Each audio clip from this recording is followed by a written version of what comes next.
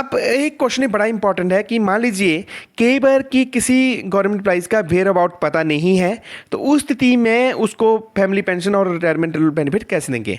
देखिए, अगर ऐसा सिनेरियो आता है तो सबसे पहले बोला गया कि 7 साल तक कोई गवर्नमेंट एम्प्लॉइज़ अगर उसका वेयर अबाउट पता नहीं है, अब्सकॉन्डिंग है, तो 7 साल तक तो उसको ये माना जाएगा कि अभी अलाइव है और कभी भी आ सकता है। ये रूल में प्रोविज़न रखा हुआ है।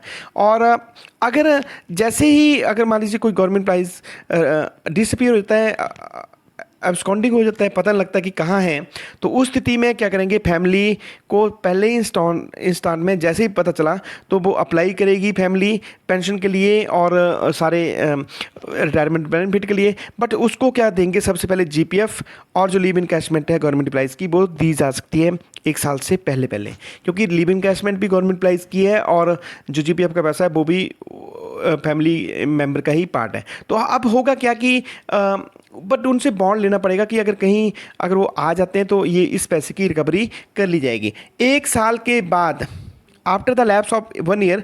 इसमें क्या कि 1 साल तक तो इंतजार करना पड़ेगा, उसके बाद उसको रिटायरमेंट ग्रेच्युटी या डेथ ग्रेच्युटी या फैमिली पेंशन जो है वो दी जा सकती है। और ये इस रूल में प्रोविजन दे रखा है कि 1 साल के बाद उसको फैमिली वालों को फैमिली पेंशन और जो डेथ ग्रेच्युटी है वो दी जा सकती है। बट इसके लिए भी उनको एक बॉन्ड देना पड़ेगा। और साथ में क्या है कि देखिए, ये हम तब मानेंगे जब उसने कोई एफआईआर लॉज की होगी पुलिस में। अगर पुलिस में एफआईआर लॉज नहीं है तो एब्सकॉन्डिंग नहीं माना जाएगा। और अब बात आती है कि किस दिन से मानेंगे कि एब्सकॉन्डिंग है, या तो वो उस दिन से मानेंगे जिस दिन उसने पुलिस में एफआईआर लॉज करवाई है। अगर छुट्टी के बाद एब्सकॉन्डिंग है तो जिस दिन लास्ट छुट्टी थी उसके अगला दिन जो है उस दिन से एब्सकॉन्डिंग माना जाएगा।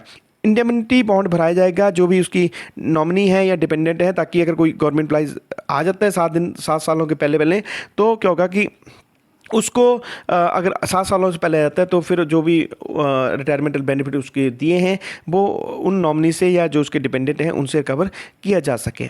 अगर बोला head of the house will assess, means ये बोला कि अगर उससे कोई गवर्नमेंट एम्प्लॉय से ड्यूज़ वगैरह लेने थे तो उसकी असेसमेंट कर लेगा, ताकि जो उसके रिटायरमेंटल बेनिफिट हैं वहाँ से उसको डिडक्ट करके ही जो फाइनेंशियल बेनिफिट है, रिटायरमेंट बेनिफिट है, वो दी जाए।